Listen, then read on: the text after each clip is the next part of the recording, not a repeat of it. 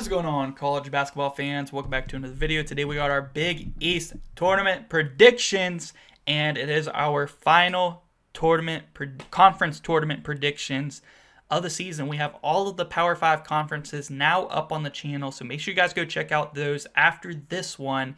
And yeah, the Big East is always a fun one to watch. It is one of my favorite conferences to watch in all of college basketball, and some really good teams in this league, especially towards the top, and some interesting matchups for sure. So I'm ready to get right into it. I just want to say subscribe if you guys are new. We're getting very close to 7,000 subs, so let's get there before Selection Sunday.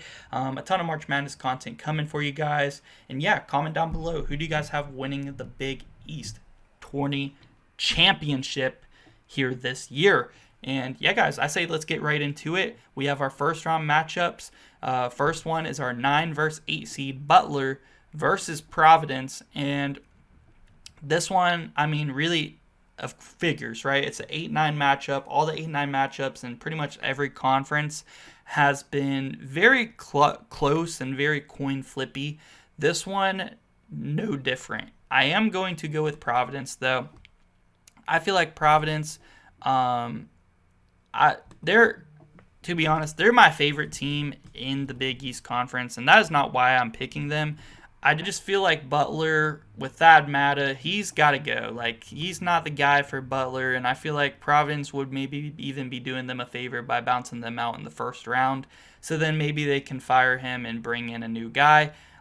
Just saying, Providence, Kim English, build something great there. We need Friar basketball back into the NCAA tournament next season. Now we got DePaul versus Georgetown, and honestly, this is another one I could see go either way. Ed Cooley, now at Georgetown, had a pretty decent building year. They have some decent players there, and I think guys like Micah Peavy and Mac over there, I feel like they're going to do enough to get by DePaul. Even though DePaul having their best season in a while with their new head coach, really fantastic what they've been able to do this year, and I think maybe next year they will be hopefully a higher seed, maybe be able to get a first round win in the Big East. They're building there. The Blue Demons are coming back. Look out. But right now I feel like Georgetown has the players to be able to get by them in the first round.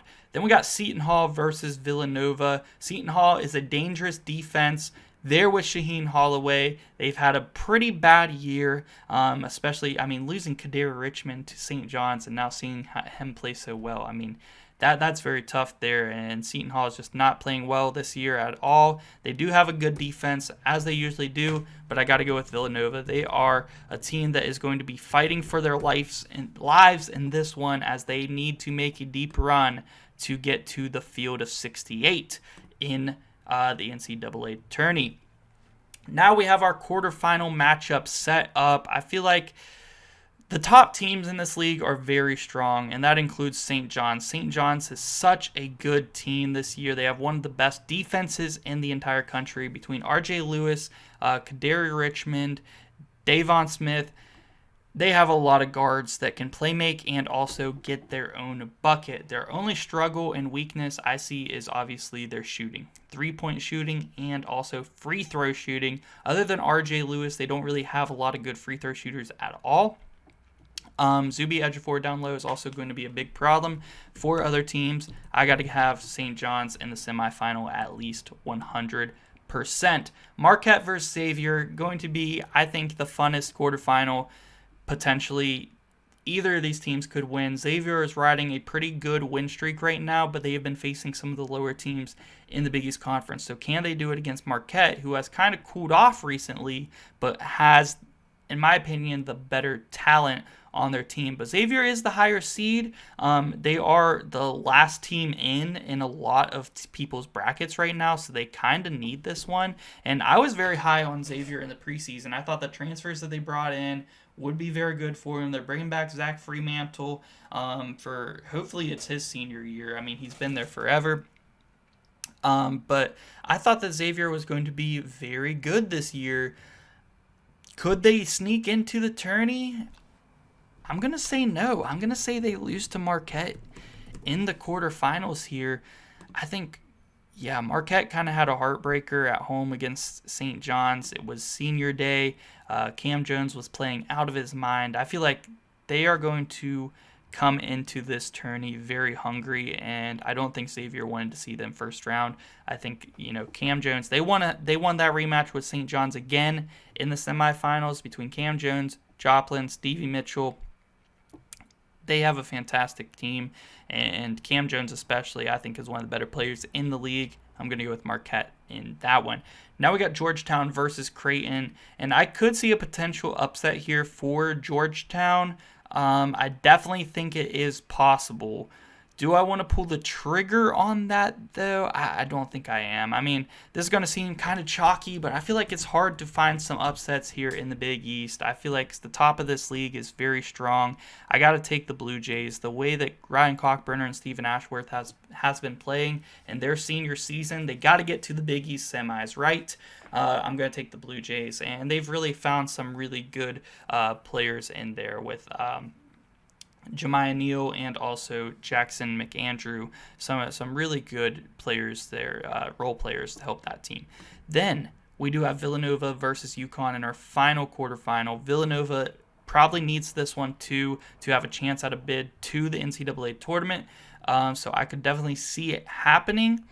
Villanova, they've beaten some of the top teams in this league already this year. They're going to need big games, of course, from Eric Dixon and from Wooga Poplar. All these guys, they really do need some big games. But you know what? I'm going to do it. I think UConn's really improved throughout the season, especially with the performances of Solo Ball and Liam McNeely. They've really stepped up recently and been a lot better team than the beginning of the season.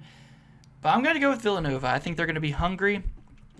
And I do think that Dan Hurley is going to have his guys ready. This is going to be a tough game for Nova, but I am going to take Villanova to pull off the upset. And the only upset, well, I guess Marquette is a 5-4 over Xavier, but the only real upset in the quarterfinals, in my opinion, is going to be Villanova over UConn. And that will set up our two semifinal matchups for the Big East, and that is St. John's versus Marquette and Creighton and Villanova.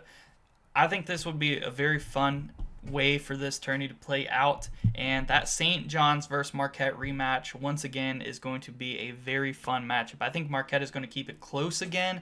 That St. John's defense is going to show up. Marquette is going to be hungry to beat them this time, as they did already lose twice to them this season, and that defense has been very good in both of those matchups. So now, facing each other again, I am going to say St. John's wins again. I mean, I love Cam Jones. I think, he had a big game against them in that second matchup. It was a home game for Marquette. He's an excellent player, an excellent scorer, playmaker. I think he's an NBA player. I just don't know if it is going to be enough, because he played outstanding in that second matchup on senior night for Marquette, and it still wasn't enough to get by St. John's, and I don't think it's going to be enough again. And I'm pretty sure, is the Big East tourney going to be in Madison Square Garden again?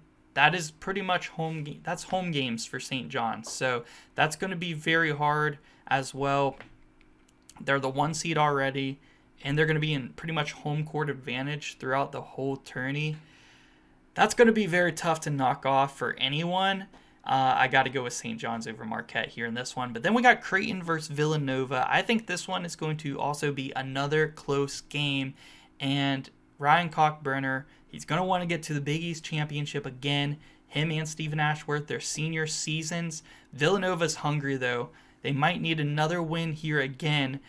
They're beat Seton Hall, beat UConn. Can they knock off Creighton for a chance at possibly an at-large bid if they get to the championship game even?